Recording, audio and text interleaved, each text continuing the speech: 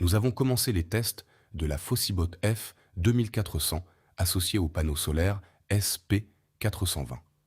Pas de partenariat, pas de sponsoring.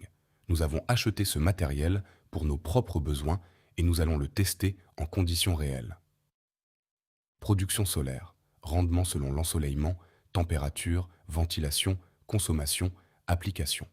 Nous allons tout mesurer pendant plusieurs semaines.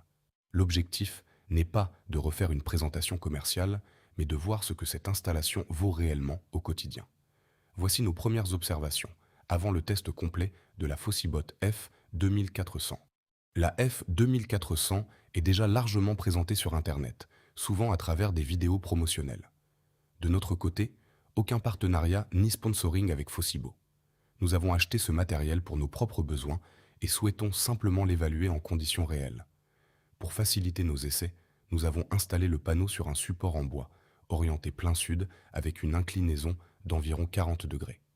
Même avec un faible soleil matinal, la production reste suffisante pour alimenter de petits équipements.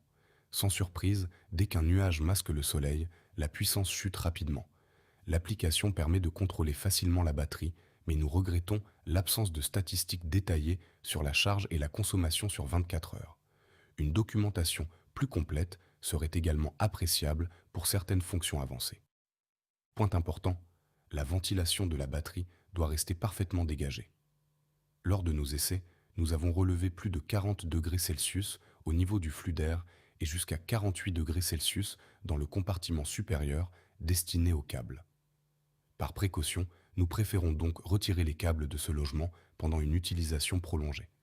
En revanche, le niveau sonore de la ventilation reste très faible, ce qui est un bon point. Ce n'est qu'un premier aperçu. Nous allons maintenant utiliser la Fossibot F 2400 et le panneau S P420 pendant plusieurs semaines, avec différents niveaux de charge et différentes conditions d'ensoleillement. Nous reviendrons ensuite avec un test complet, des mesures concrètes et un bilan impartial.